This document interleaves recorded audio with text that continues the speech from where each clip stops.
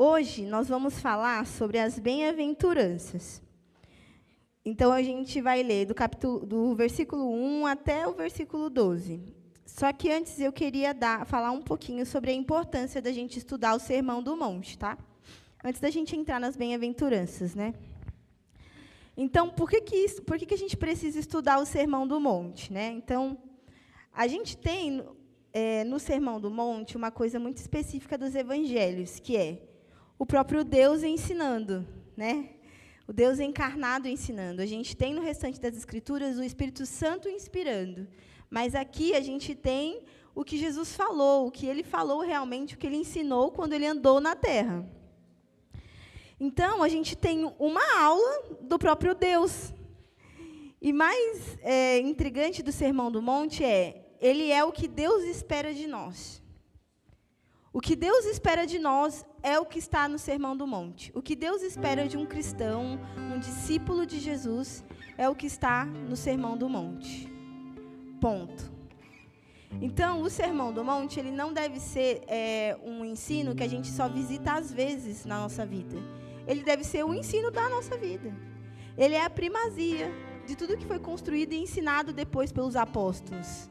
Tudo que foi construído e ensinado depois pelos apóstolos, primeiro a gente teve o Sermão do Monte.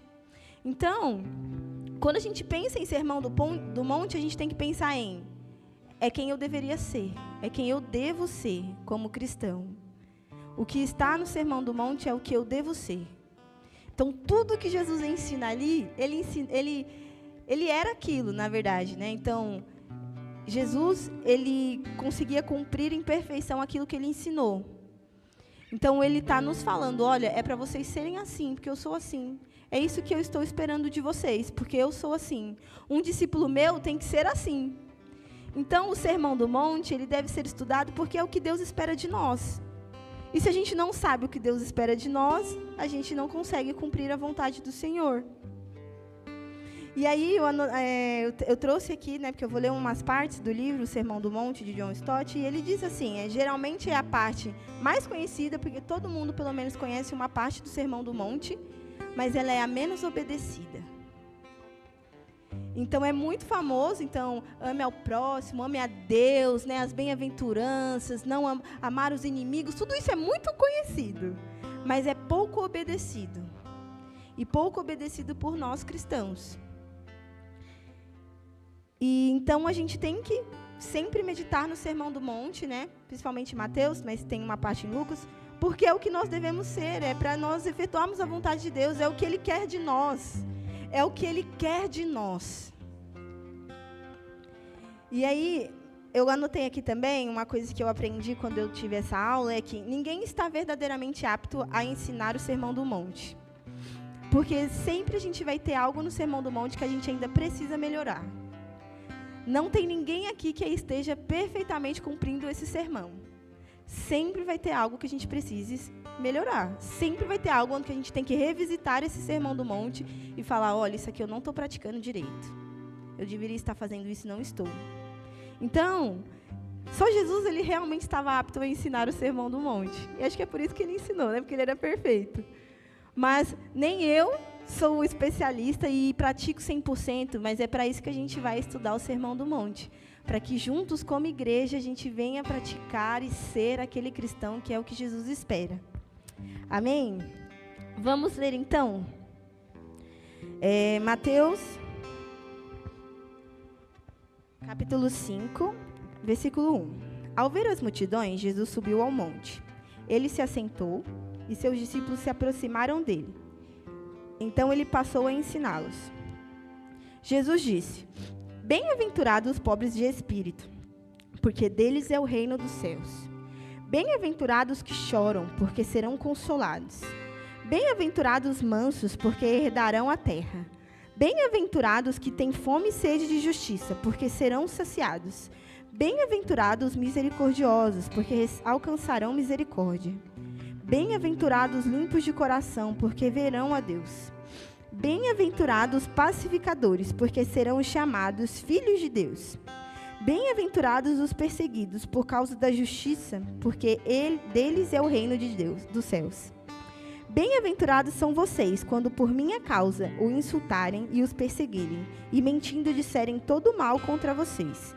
Alegre-se e exultem, porque grande é a sua recompensa nos céus, pois assim perseguiram os profetas que vieram antes de vocês.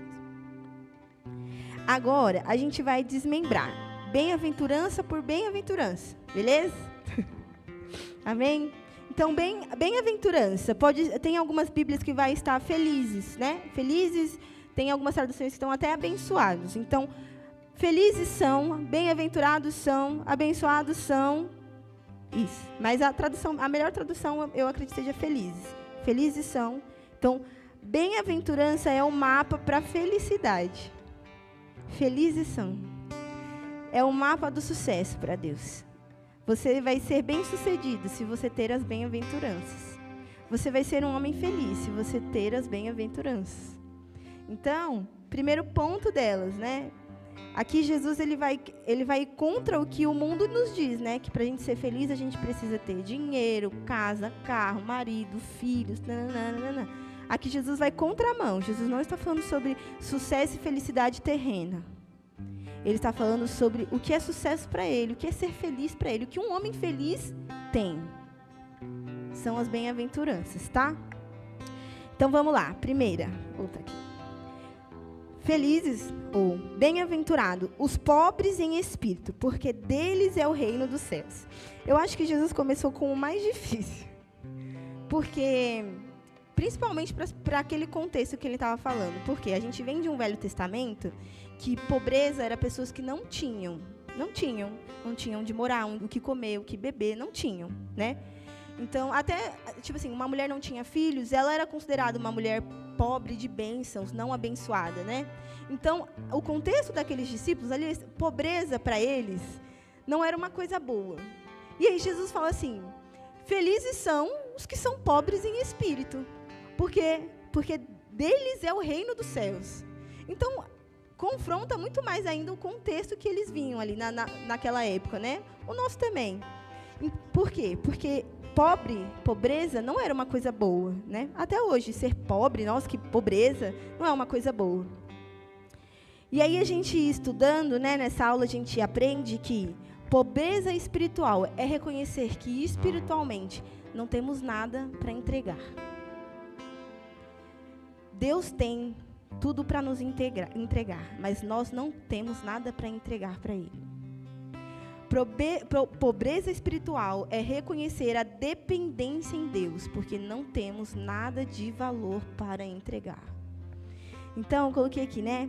É reconhecer diante de Deus que não temos nada a oferecer, nada com que comprar o favor do céu.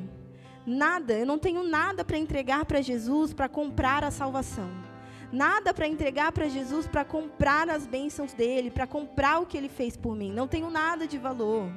A gente está de mãos vazias. Quando a gente reconhece a nossa pobreza espiritual, que a gente ganhou muitos presentes, mas não tem nada que a gente possa entregar em troca deles. Isso é reconhecer a pobreza espiritual. E aí ele fala, bem-aventurado, ou felizes os que são pobres de espírito, felizes os que entenderam que não tem nada a entregar, porque deles é o reino dos céus. E por quê? Né? Aqui no livro do Sermão do Monte, ele fala assim, Jesus estava em um contexto que os mestres da lei, os fariseus, se achavam muito, porque eram bem estudados. Então, eles achavam que eles tinham alguma coisa de valor, porque eles entendiam da lei, da palavra, do ensino. Então, e aí eles achavam que eles eram ricos, pelo menos espiritualmente. Eu sou rico espiritualmente, porque eu conheço a palavra, eu conheço a lei. Esse é o contexto. E Jesus está falando assim, mas felizes são os que são pobres, os que reconheceram que não tem nada para entregar. Deles é o reino dos céus. Que reconheceram que eu que sou rico em bênçãos espirituais. Jesus ele está indo ali contra os mestres da lei, né? As pessoas que até hoje a gente faz isso, a gente não se acha quando a gente sabe das coisas, a gente se acha. A gente não se sente os maiores teólogos do mundo quando a gente domina um assunto, a gente faz isso. Aí entra um novo convertido, a gente se acha melhor que o novo convertido, porque o novo convertido não sabe nem o nome dos 12 discípulos, a gente sabe. Até hoje a gente faz isso. Até hoje, talvez, a gente não reconheceu que a gente é pobre em espírito. Que nem todo conhecimento que eu tenha vai se comparar ao conhecimento que Deus tem. Então, a primeira bem-aventurança é para aqueles que reconhecem e confessam a sua falência espiritual diante de Deus. Apenas deles é o reino de Deus. Daqueles que reconheceram que não há nada para entregar. Somos pobres espiritualmente. E aí a gente encontra outros sermões de Jesus, outros ensinos, outros textos que Jesus fala, e ele se refere a isso também, porque do que vale ganhar o mundo inteiro e perder a sua alma, né? Do que vale? Do que vale você ganhar tudo e não entender que você, na verdade, é o que precisa, você não tem tudo, na verdade, você não tem nada. Então, felizes são, bem-aventurados são os pobres de espírito, porque deles é o reino dos céus. Todos nós somos pobres diante de Deus. Chegamos assim a Deus, né? Ele é rico em todas as boas coisas e nós somos pobres de todas as boas coisas.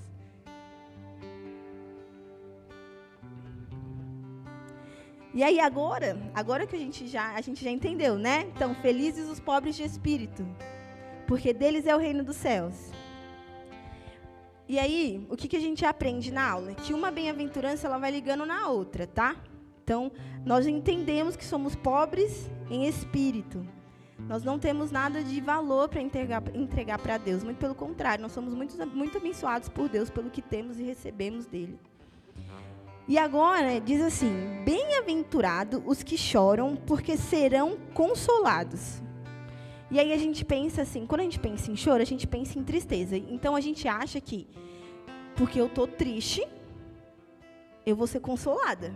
Estou chorando, estou sendo consolada. E pode até ser mesmo, Deus nos consola nas nossas tristezas. Mas não é desse chorar que Jesus está falando aqui. O que a gente aprende é que os que choram é chorar de lamento. E lamento pelo quê? Pelos nossos pecados. Então, os que choram pelos próprios pecados e pelos pecados do povo. Então, a gente também tem muitos exemplos dos profetas que choravam e ficavam muito angustiados com o pecado do povo no Velho Testamento, né? Tem vários, a gente tem Daniel, Jeremias, Isaías, Ezequiel. Todos eles ficavam muito tristes. Eles lamentavam o pecado do povo e os seus pecados e clamavam misericórdia. Então, quando está falando aqui, bem-aventurado os que choram, porque serão consolados, está dizendo assim, bem-aventurado aqueles que choram pelos pecados deles e do próprio povo. Eles vão ser consolados. Por quê? Porque nós somos redimidos dos nossos pecados. Mas não porque temos algo a oferecer, porque somos pobres de espírito, mas porque entendemos que Jesus é a nossa salvação.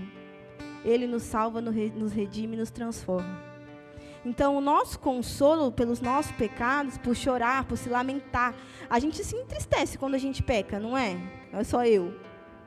A gente fica triste quando a gente peca, aí quando a gente tem consciência do nosso pecado, que a gente fez uma coisa que não agradou a Deus, a gente tem que realmente se lamentar. Felizes são os que choram.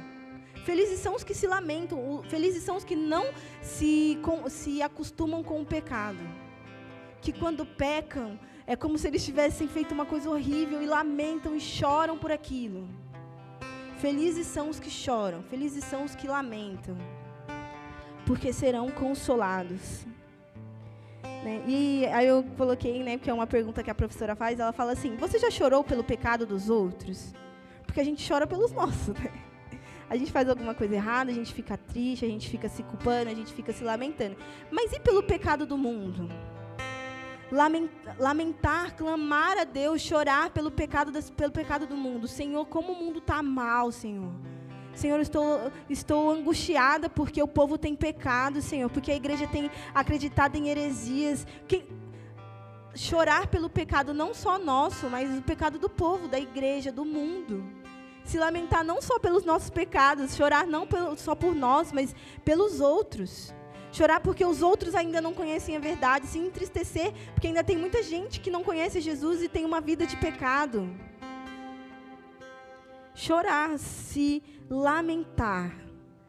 Lamento deve ser a condição da igreja, né? ela fala na aula, lamento deve ser a condição da igreja, porque a igreja tem que se lamentar, chorar pelos que ainda não conhecem Jesus, pelos que ainda têm uma vida de pecado e pelo seu próprio pecado. Só que o nosso próprio pecado a gente já se lamenta, correto? Amém?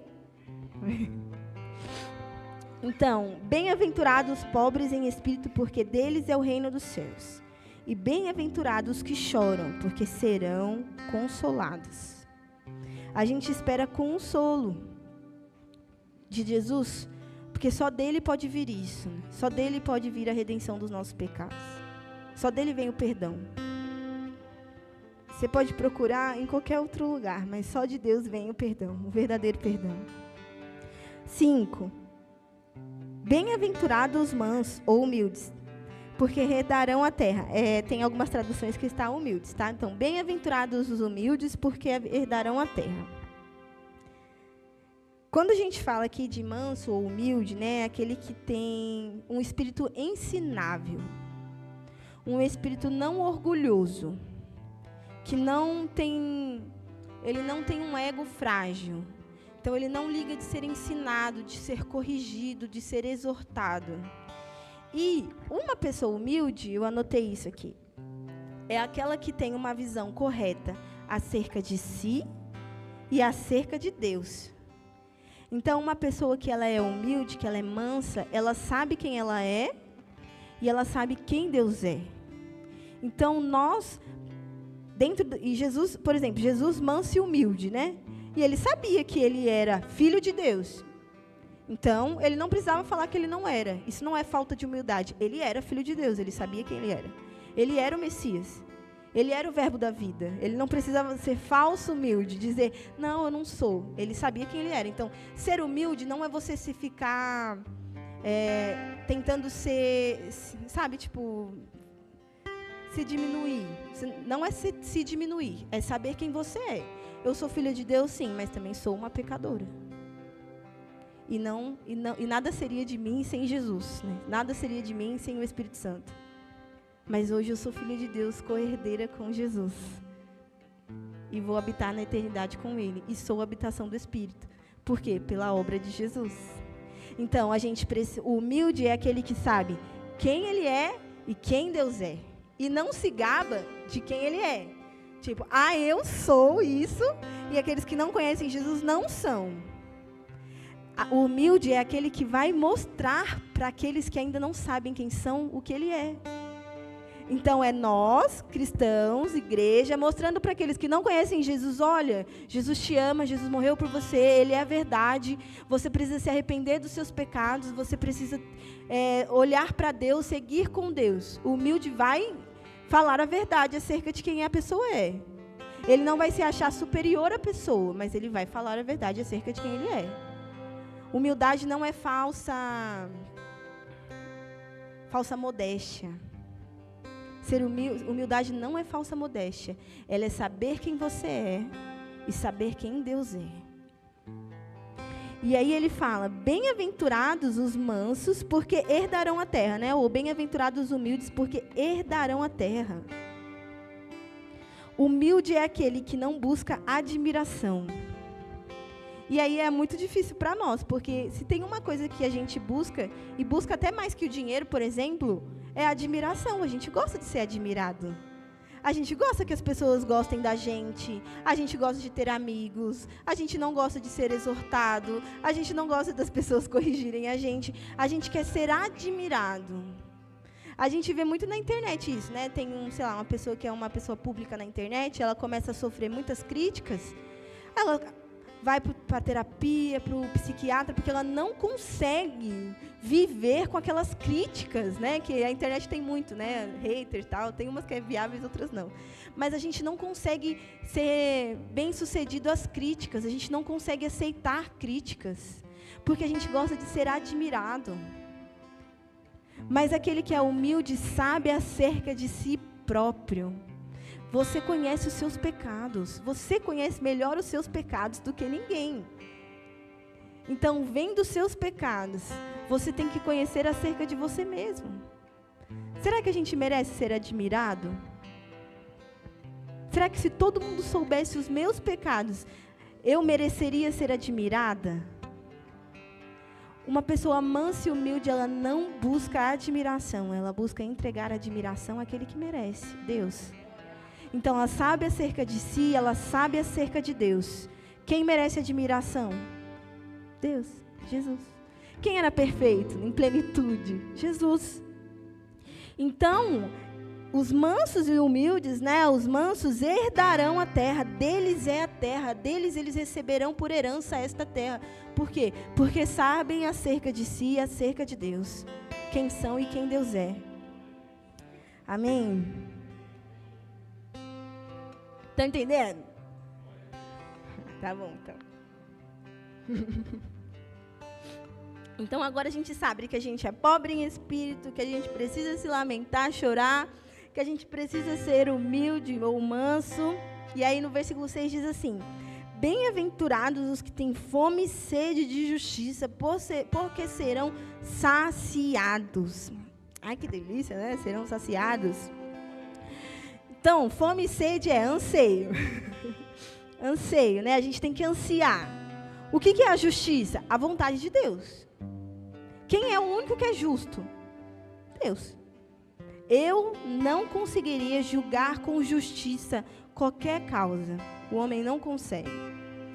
Deus sabe o que é justiça. A gente tem que buscar a justiça de Deus.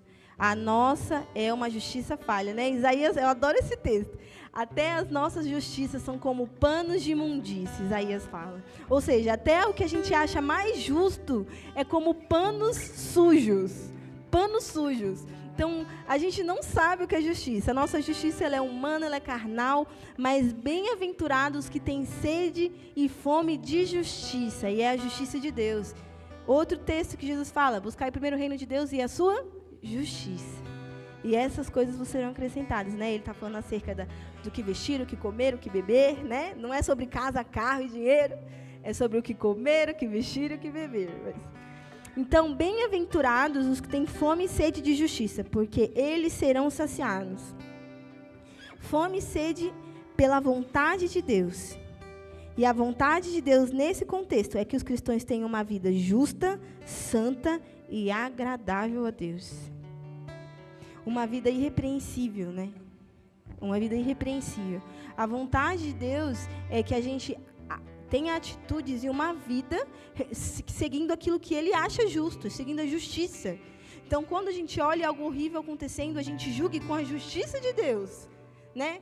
Não com a nossa justiça. Porque, por exemplo, vamos supor, eu já vi isso acontecer. Uma vez, eu tenho um conhecido que ele estava andando de moto, ele desceu a rua assim, ele atropelou 2 crianças. E ele aí era do lado de uma comunidade. O povo linchou ele, porque ele atropelou as 2 crianças.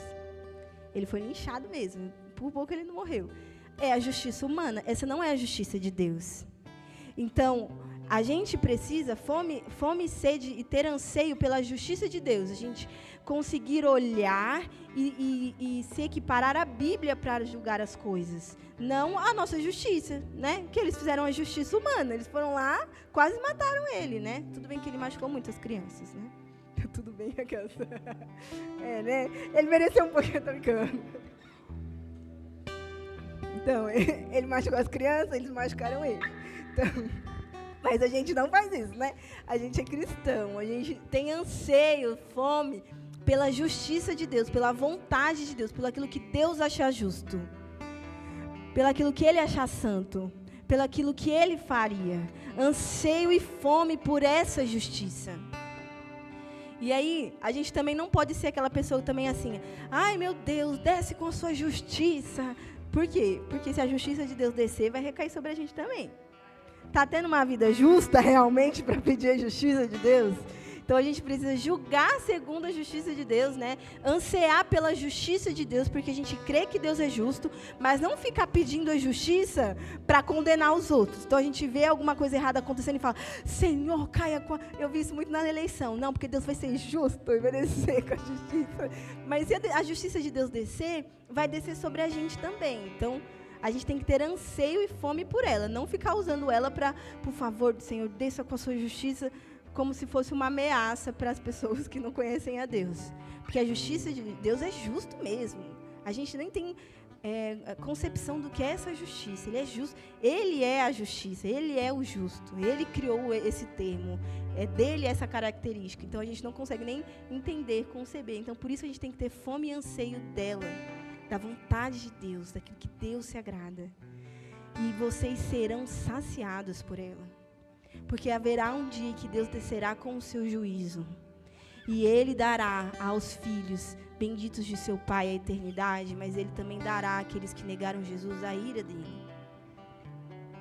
Então, nós seremos saciados pela justiça de Deus. A gente não precisa ser vingativo e ficar, não, porque essa pessoa tem que aprender, não, porque isso tem que aprender, essas coisas. Não, a justiça de Deus vai nos saciar. A gente não precisa ter ela como vingança. Aí Deus precisa descer com a justiça. Não, Ele vai descer porque Ele é justo e vai julgar todo mundo, inclusive você. Então, a gente tem que ter muito cuidado quando a gente fala de justiça de Deus. Mas nós vamos ser saciados. E isso me dá um sentimento tão bom, né? Se bem que para você ser saciado, você tem que ter fome e sede de justiça. Então, uma coisa leva a outra. Serão saciados aqueles que têm fome e sede de justiça. Serão felizes quem tem fome e sede de justiça, porque serão saciados, né? Tudo bem? Entendeu? 7. Eu adoro esse. Bem-aventurados os misericordiosos, porque alcançarão misericórdia. O que é misericórdia, então? Eu lembro que eu aprendi muito cedo uma coisa que eu levo para a minha vida toda, que é: graça é o presente que eu não merecia e eu recebi. Misericórdia é o castigo que eu mereço, mas Deus não me deu. Então, eu sempre levei isso. Quando você tem misericórdia, é compaixão. Você tem compaixão. Aquela pessoa, ela pode realmente ter errado com você, mas você teve compaixão, você foi misericordioso. E misericórdia é uma característica total do nosso Deus, porque Ele é misericordioso. Em toda a sua obra, Deus é misericordioso. A gente não merecia o que recebemos. Nós não merecíamos as bênçãos do Senhor, nós não merecíamos Jesus. Nós não merecíamos o Espírito, mas o Senhor foi misericordioso. Ele nos amou, mesmo a gente sendo pecador, né? Para nos salvar e nos redimir. Então, compaixão pelos necessitados, não ser vingativo, perdoar, ter a qualidade de Deus. E aí, eu separei para ler aqui, tem esse livro, ó, Sermão do Monte com John Stott. E eu separei aqui para ler só um trecho da página 26. Que fala sobre misericórdia, tá? E diz assim: não podemos receber a misericórdia de Deus se não nos arrependermos. E não podemos alegar que nos arrependemos de nossos pecados se não fomos misericordiosos em relação aos pecados dos outros. Nada nos leva a perdoar mais que o maravilhoso conhecimento de que nós mesmos fomos perdoados. Nada prova de maneira mais clara que fomos perdoados do que a nossa própria prontidão a perdoar. Perdoar e ser perdoado, mostrar misericórdia e receber misericórdia são coisas que caminham juntas de maneira indissolúvel. Então, bem-aventurados os que são misericordiosos, porque eles receberão misericórdia. Ou bem-aventurados os que têm compaixão, porque receberão compaixão. Os que perdoam, porque serão perdoados.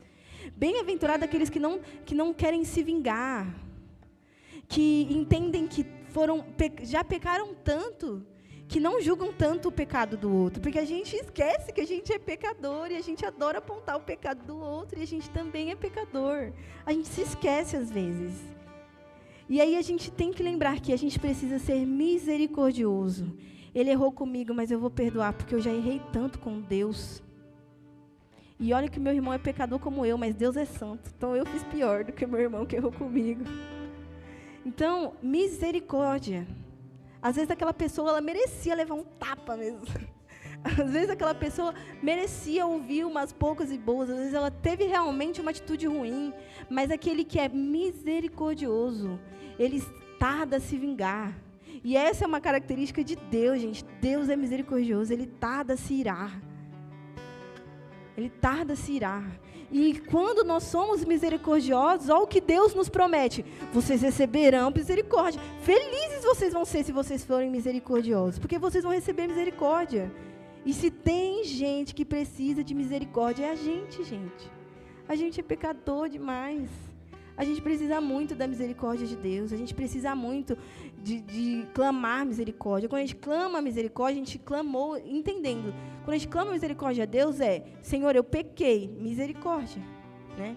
Eu não trouxe aqui, mas a gente tem um texto que Davi fala sobre clamar misericórdia, né? Tipo assim, clamo misericórdia porque os meus pecados ofenderam ao Senhor, né? Clamo misericórdia. Ele assume os pecados, então ele clama misericórdia.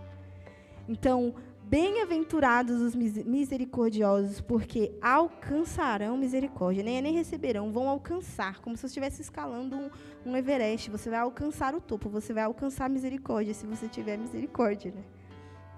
Essa é a minha preferida das bem-aventuranças. Eu amo muito. 8. Bem-aventurados os limpos de coração, porque verão a Deus. E aí eu também trouxe um print, só que agora foi da apostila.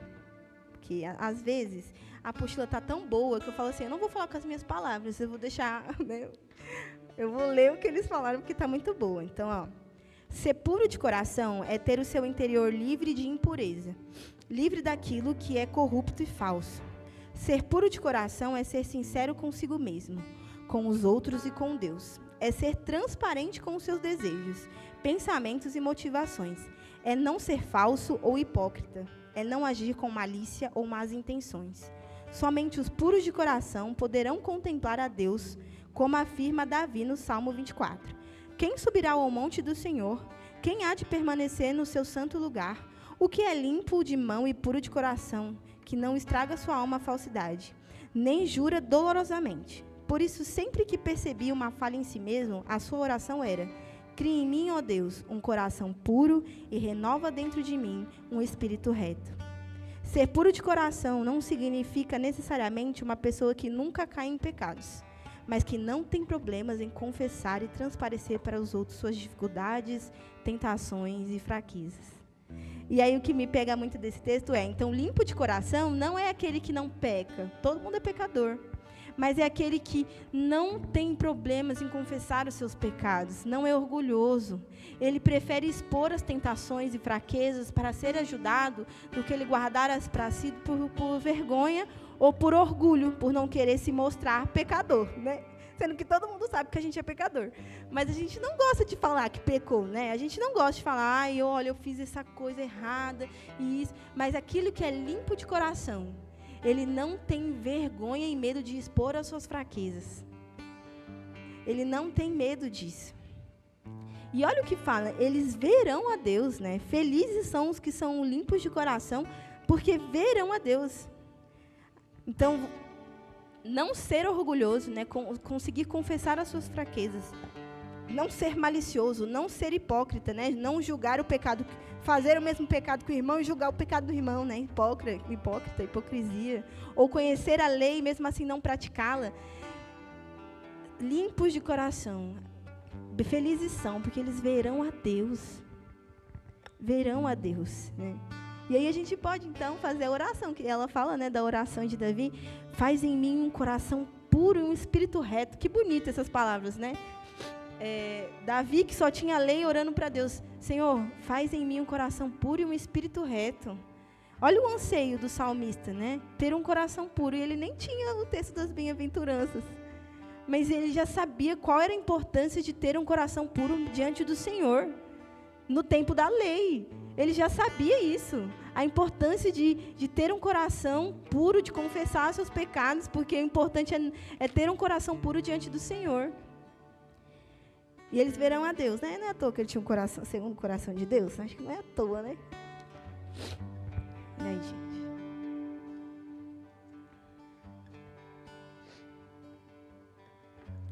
A rinite, frio é péssimo para quem tem rinite, gente.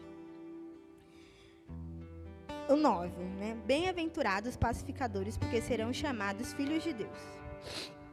Já é penúltima, né? Foi muito rápido, meu Deus. Pacificadores, pois serão chamados filhos de Deus, né? Pacificador, alguém, né? Qual que é o significado? Não, alguém que evita conflito, discórdias e brigas e procura sempre estabelecer a paz. Então, isso é uma pessoa pacificadora. Como cristãos, a gente tem que tomar muito cuidado. Por quê? A gente precisa ser pacificador. A gente não pode gostar de brigas, discórdias, não pode. Mas a gente também não pode se calar mediante a mentiras, principalmente sobre o evangelho. Então, o pacificador é o que vai saber estar nesse ambiente, falar de forma calma e explicar a verdade sem causar brigas e discórdias. Então, ser pacificador não é ser omisso, né? Porque tem gente que não gosta de briga, odeia briga e não fala nada, se omite de tudo. A pessoa pode estar falando a pior heresia do planeta, ela vai ficar porque ela não gosta de briga, não gosta de confronto. Ser pacificador não é isso. O pacificador vai saber evitar a briga, mas ele não vai concordar com a mentira. Ele precisa se opor, mas de forma pacífica, sem procurar discórdia e conflitos. E por quê que eles falam assim, né? Os pacificadores serão chamados filhos de Deus. E aí, lá, né, na aula, a professora explica. Ser pacificador é uma qualidade de Deus. E aqueles que têm essa qualidade são filhos de Deus. Então, nós temos um Deus que é pacificador. E Ele espera dos seus filhos que sejam pacificadores. Porque faz parte do caráter de Deus. Então, gente, briga não dá. Briga na igreja, briga em casa, briga no trabalho. Briga não dá pra gente. Discórdia não dá pra gente. Conflito não dá pra gente. Porque a gente, às vezes, não briga, mas você dá uma resposta bem azeda, né, pra pessoa, às vezes você é bem irônica, você cria um conflito, né, sem brigar. Mas também não dá pra gente. Porque nós somos filhos de Deus, e os filhos de Deus precisam ser pacificadores. Felizes são os pacificadores, que não gostam de brigas, discórdias e conflitos. E por quê? Essa foi uma parte preferida da aula. Nós temos paz com Deus, porque Jesus veio e morreu e nos redimiu, e agora nós temos paz com Deus. Então, se Deus promoveu a pacificação entre nós, havia um abismo entre nós, e o próprio Deus promoveu isso. O próprio Deus promoveu paz entre nós, né? O homem não poderia produzir isso, né? Havia um abismo entre Deus e os homens por causa do pecado. Jesus foi a ponte, a reconciliação. Ele nos fez paz com Deus. A gente canta uma música aqui, né? Então, Jesus, com as suas linhas de amor, ele fez paz com Deus. Nós temos paz com Deus. Então, se nós temos paz com Deus, se nem Deus tem mais motivo para brigar conosco, a gente precisa ser pacificador. Nós não temos mais briga com Deus, né? Nós não temos mais um conflito com Deus por causa do nosso pecado, porque Jesus fez paz com Deus. Nós precisamos ser, então, assim. Viver uma vida de paz com os homens. Mesmo, né? Assim, né? Paz com os homens, mas também não, de novo, não aguentando as coisas erradas. A gente não pode se omitir. Mas a gente pode viver uma vida de paz, porque nós temos paz com Deus. Jesus foi a reconciliação, Jesus foi o plano de redenção e reconciliação. Hoje nós temos paz com Deus. Então, Deus efetuou a qualidade de pacificador entre nós. Ele foi o primeiro a ser pacificador, ele foi pacificador. Havia um abismo entre nós e Deus resolveu ser pacificador, pacificar aquilo que causava ira nele. Enviou o seu filho, desceu com sua ira sobre o filho dele, para que a gente tivesse paz com Deus. E como ousamos não ser pacificadores, então? Porque brigar com Deus, tipo assim, ter uma rixa com Deus, a gente perderia certamente, né? Aqueles que viverão uma vida sem Deus, receberão a ira de Deus. Já é certeza, não tem como vencer Deus. Deus é invencível. Mas graças a Jesus nós temos paz com Deus. E essa qualidade veio de Jesus. Ele é pacificador. Deus é pacificador. E por isso ele diz, felizes são os pacificadores, porque são filhos de Deus. Amém? Amei essa parte, ai meu Deus. E aí, eu vou juntar as duas últimas bem-aventuranças, tá? Bem-aventurados os perseguidos por causa da justiça, porque deles é o reino dos céus. Então, lembra que a gente falou de ter anseio e fome da justiça? De Deus? Não a dos homens. Fome, sede e anseio por justiça, pois serão saciados. Então, se a gente for perseguido por procurar e por clamar e por falar sobre essa justiça, bem-aventurados ou felizes nós somos. E é engraçado porque Deus fala sobre ser pacificadores e depois ele fala, mas vocês são felizes se vocês forem perseguidos, tá? Vocês têm que evitar brigas, mas se vocês forem perseguidos, vocês são felizes. Se vocês forem perseguidos pela justiça, não é ser perseguido porque você é um crente chato. Não é perseguido por besteira, gente. É perseguido pela justiça, pela vontade de Deus, pelo Evangelho, pela verdadeira palavra, pela sã doutrina. E aí, essa bem-aventurança é a certeza dos nossos dias. Porque a gente vai ser perseguida. Nós seremos. É uma certeza. Então, bem-aventurados, felizes são. Então, nós não podemos pensar na perseguição como uma coisa que pode nos deixar tristes. Não, seremos felizes se formos perseguidos. Porque deles, ou seja, nosso é o reino dos céus. Então, ser perseguidos pela justiça de Jesus não é algo que tem que nos deixar tristes, mas é uma bem-aventurança. E aí ele fala assim, bem-aventurados, né? Felizes são vocês, quando por minha causa. Então, vocês são felizes se por minha causa o insultarem, os perseguirem e mentindo disserem todo mal contra vocês. Alegre-se e exultem, né? Então, alegre-se e encham de felicidade, porque grande é a sua recompensa nos céus. Então, e é um ponto importante, né? A grande recompensa é no céu. Então, às vezes, a gente vê a história dos mártires e fala, nossa, né? E, por exemplo, acho que Roma achou que tinha vencido quando matou Paulo, né?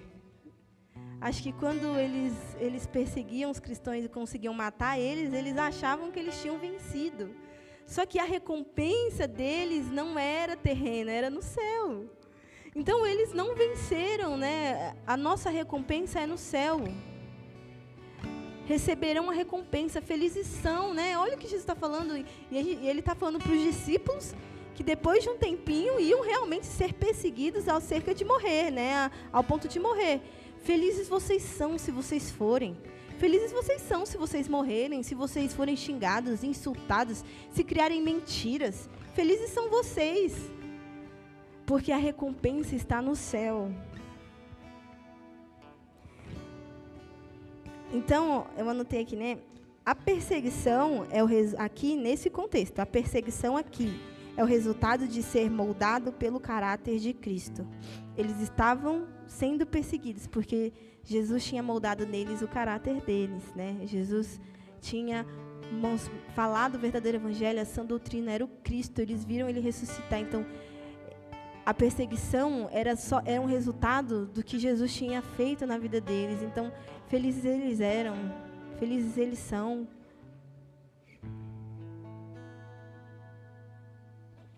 E essa talvez, né, seja a mais difícil.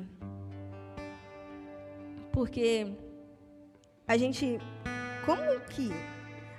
que vive num século, né, que a gente gosta de ser admirado, a gente pode colocar feliz e perseguição na mesma frase. Né? Como eu falei aqui, a gente gosta de ser admirado, né? Então, como a gente pode pensar que a gente vai ser perseguido, que as pessoas vão nos insultar, vão mentir a nosso respeito? Como a gente pode achar que isso é feliz, né? É porque essa felicidade, ela vem de Jesus, né? Ela não é lógica para nós, porque a gente não entende a lógica de Deus. Jesus é a felicidade aqui nessa situação. Então, realmente, para nós que conhecemos uma felicidade terrena, a gente vai falar, não, ser perseguido não é bom. Mentir acerca do meu respeito, falar mal de mim, acabar com a minha reputação, como que feliz e perseguido vai estar na mesma frase? Mas é porque Jesus é o provedor da felicidade, não as situações em que a gente vive. Quando ele fala que felizes são, alegre-se e exultem, ou seja, sejam felizes, se achem melhor ainda, se vocês forem perseguidos, melhor ainda, entrem em alegria, em festa, porque quer dizer que vocês fizeram certo. Se for por minha causa, tá certo. Eu sou a satisfação de vocês, eu sou a felicidade. Ninguém vai poder tirar a felicidade de vocês, mesmo em perseguição. Olha o que Deus nos garante, né, tendo uma vida do Evangelho. Olha o que Deus nos garante. Uma vida em que ninguém conseguirá roubar a nossa felicidade. Uma vida que ninguém conseguirá roubar as nossas satisfações, porque elas estão no Senhor. E ninguém consegue roubar o Senhor de nós. E aí eu coloquei aqui, para terminar, uma frase que estava lá na apostila, né? O cristão é aquele que pode ficar calado e perder todas as coisas, porque ele já tem tudo. Então, quando Jesus ele cria esse mapinha do sucesso aqui, as bem-aventuranças, ele está querendo dizer que isso aqui é tudo, gente.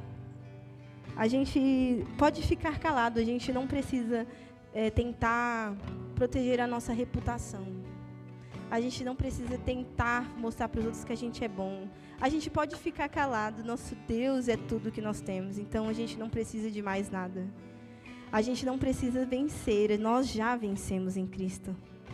Então, nós não precisamos vencer este mundo na força do braço, Ele já venceu por nós. Amém? Então, só recapitulando, então vou ler de novo, tá? Bem-aventurados os pobres de espírito, porque deles é o reino do céu. Bem-aventurados que choram, porque serão consolados. Bem-aventurados os mansos, porque herdarão a terra. Bem-aventurados que têm fome e sede de justiça, porque serão saciados. Bem-aventurados misericordiosos, porque alcançarão misericórdia. Bem-aventurados limpos de coração, porque verão a Deus. Bem-aventurados pacificadores, porque serão chamados filhos de Deus. Bem-aventurados os perseguidos por causa da justiça, porque deles é o reino dos céus. Bem-aventurados são vocês quando por minha causa os insultarem e os perseguirem e mentindo disserem todo mal contra vocês. Alegre-se e exultem, porque grande é a sua recompensa nos céus, pois assim perseguiram os profetas que viveram antes de vocês. Amém?